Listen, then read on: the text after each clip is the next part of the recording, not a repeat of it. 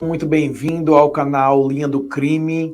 Eu me chamo Davi Maia e hoje você vai conhecer uma história que chocou o Brasil no ano de 2022. Uma filha de 11 anos mata brutalmente e cruelmente a sua mãe.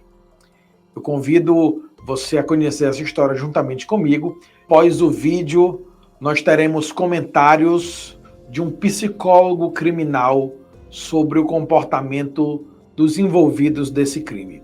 Eu peço você que curta, compartilha e não deixe de se inscrever. E é muito importante o comentário. Isso nos motiva a todas as semanas criar novos conteúdos para você.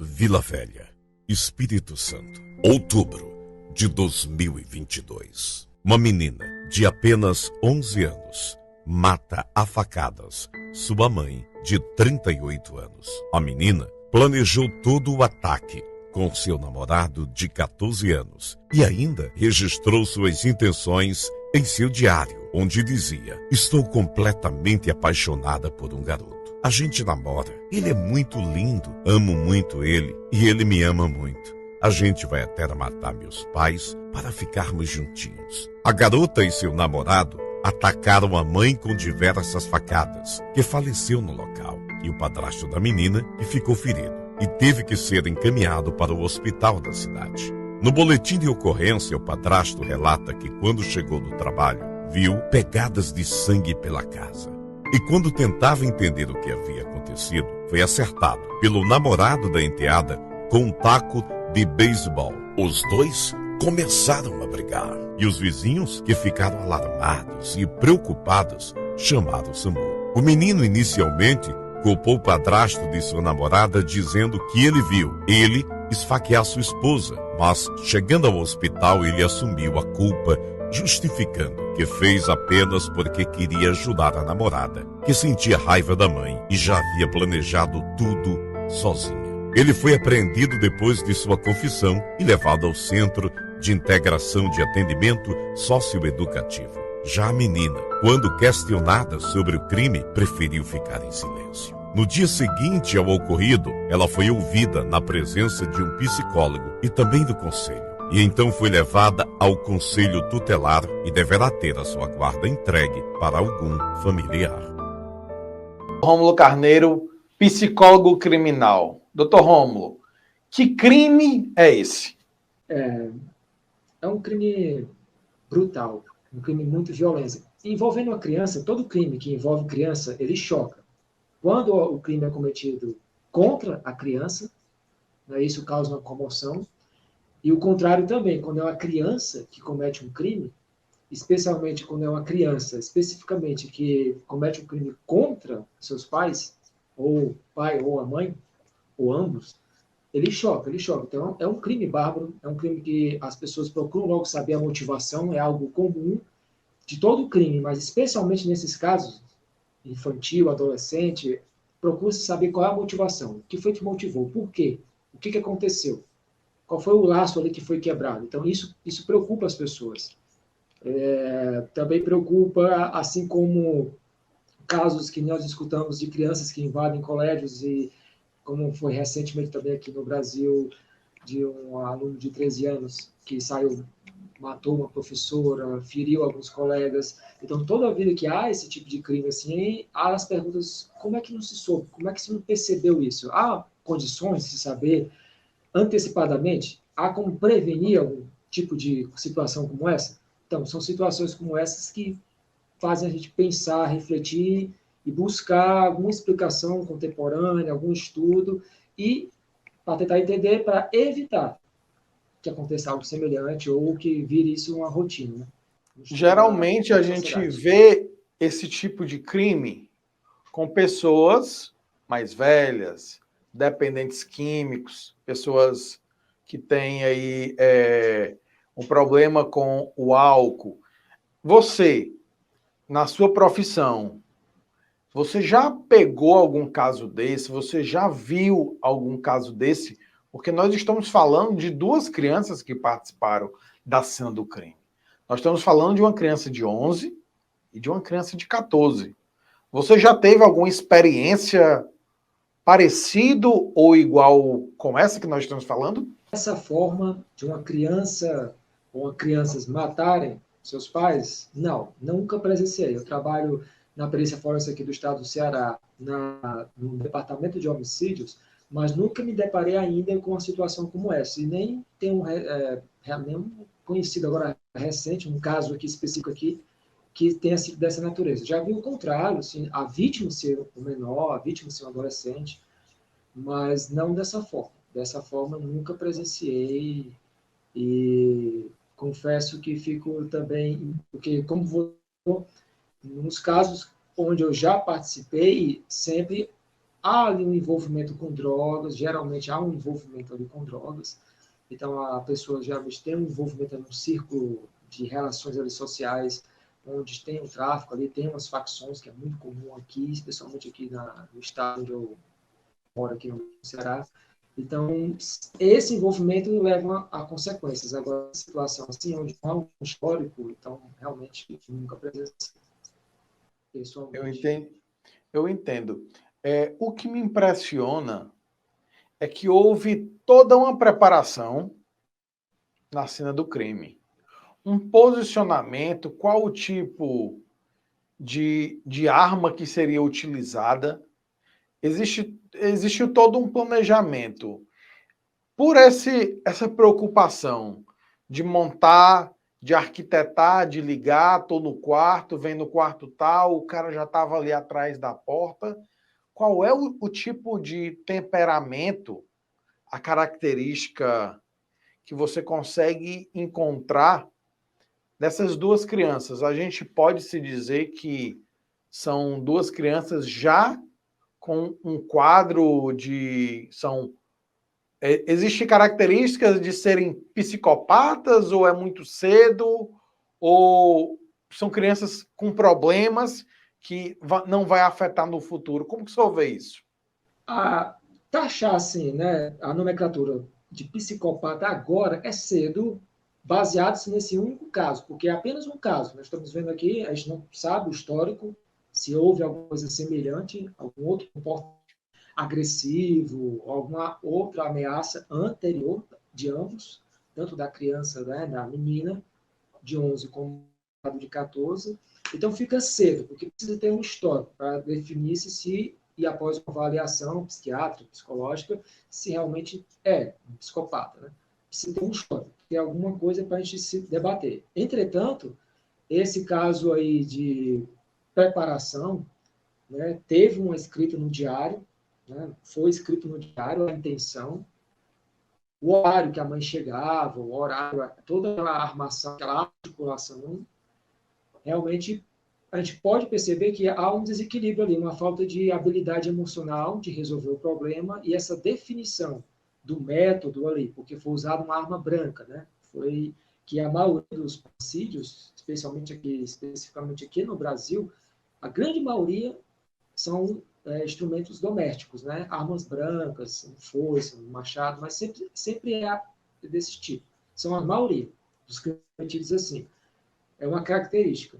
E outra característica que tem nos parricídios, segundo alguns estudos, é exatamente que após o cometimento da ação, pessoas que cometem esse parricídio, né, tanto jovens, adultos, como adolescentes, como nesse caso que nós estamos vendo aqui de crianças, há uma intenção, há um preparo, e quando ele é executado, pronto, ele fica ali. Não há um planejamento após, esconder o cadáver, tentar fazer alguma coisa para dissimular o que aconteceu. Não, simplesmente ele acontece e fica.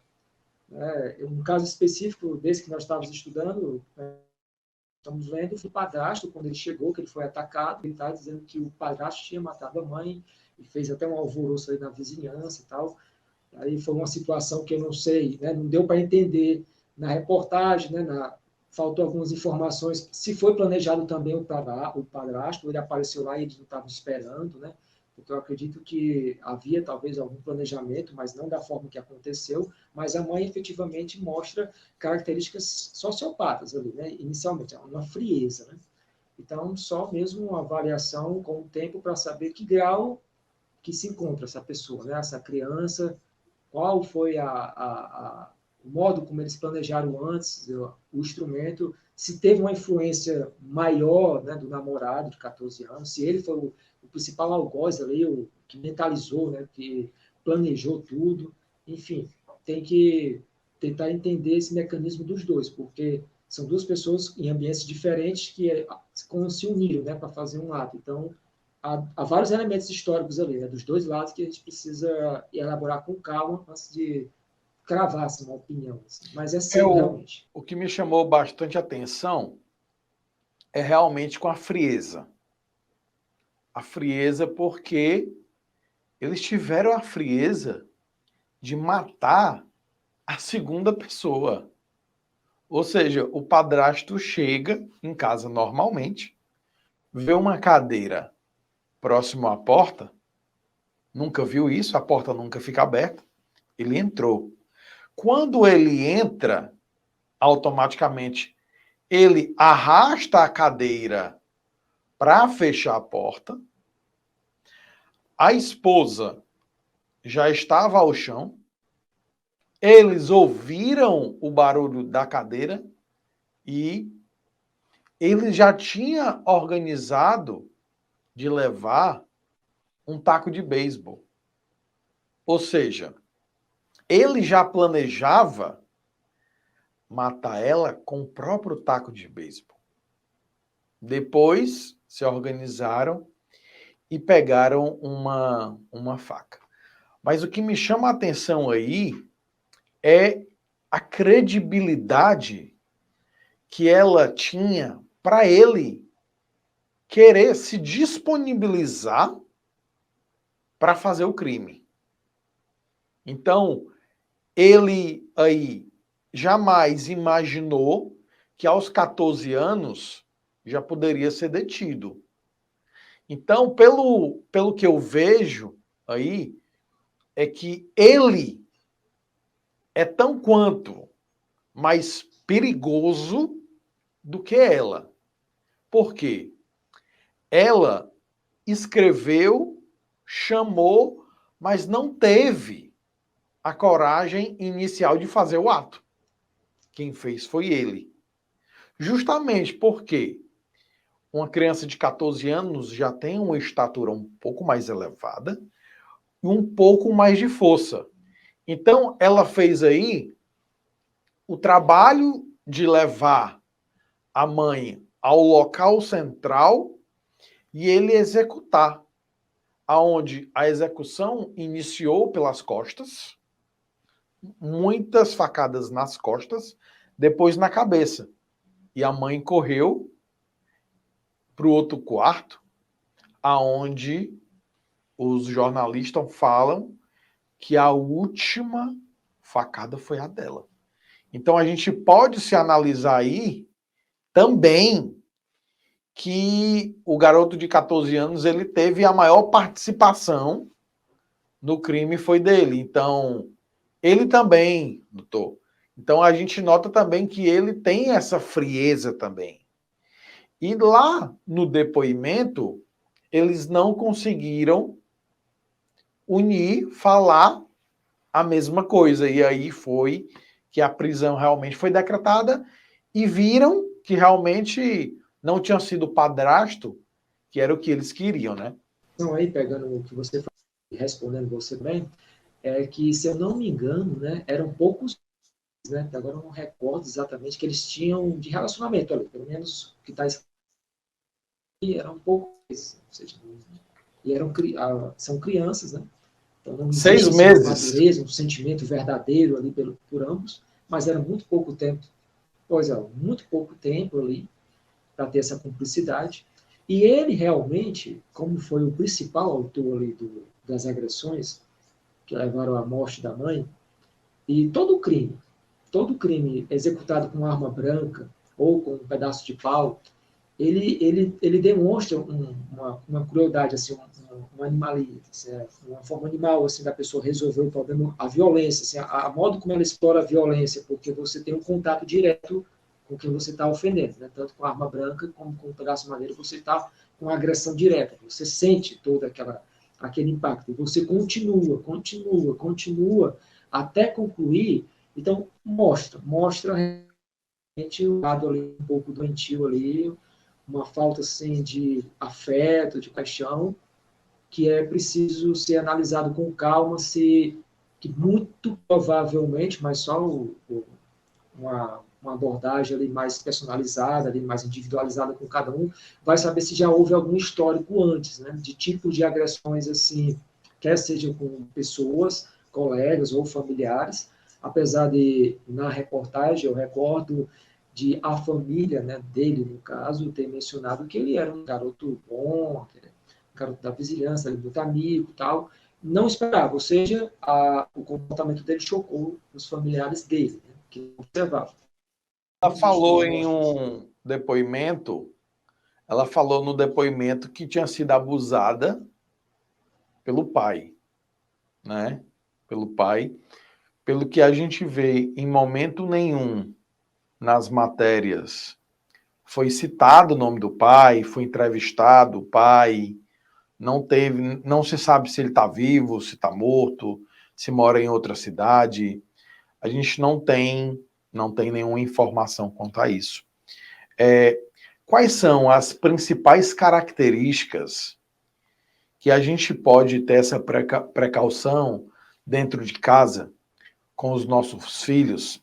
As principais características. Qual é o comportamento para a gente ver, olha, o meu filho está com algum problema, o negócio não está correto. Quais são essas características? Uma das principais, assim, que se deve observar, e sempre é dito isso, né? É em qualquer caso, assim, os pais sempre têm que observar mudanças de comportamento.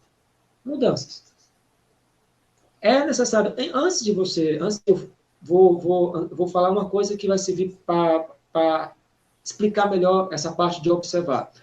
É necessário que os pais, primeiramente, eles tenham um contato íntimo com os filhos, assim, eles conheçam os filhos deles, né? Tenham uma linguagem aberta, assim, que seja um canal de afeto, de comunicação. Porque os pais, às vezes, estão com os filhos, né? Vivem dentro de casa, às vezes a família vive dentro de casa, mas são mundos separados. Elas só estão geograficamente no mesmo local, mas vivem desconexos, são universos diferentes e eles não se comunicam.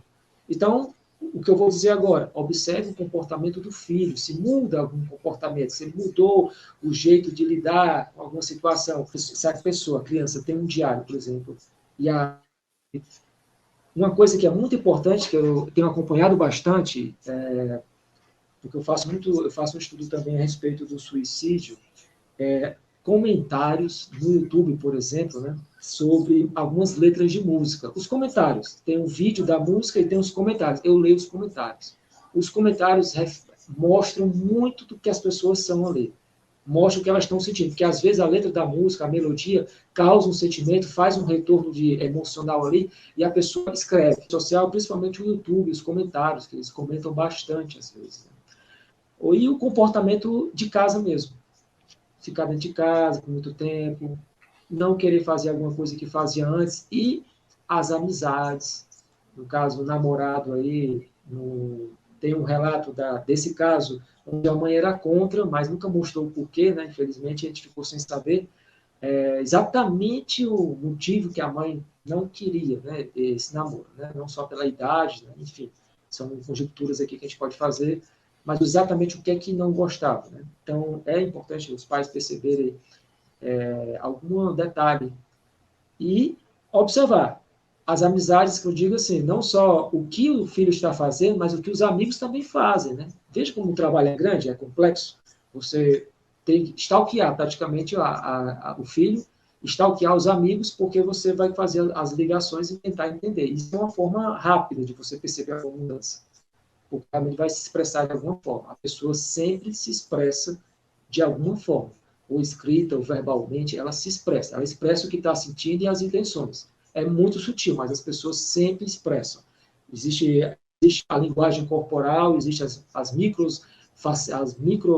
linguagens faciais, e existe a comunicação não verbal, que ela exprime de outra forma, né? Ou escrevendo, ou falando, ou mesmo no divertimento ali, que que ela está procurando, sabe? São muitas informações sutis que às vezes os pais não conseguem identificar. Ok, ok. Muito bacana esse bate-papo, trazendo todo o seu conhecimento para a gente comentar um pouco sobre a característica dessas duas pessoas, duas crianças que participaram da cena do crime e, obviamente, o crime também que foi ceifada a vida da mãe dela. Então, quero agradecer a sua disponibilidade, quero agradecer a sua presença aqui.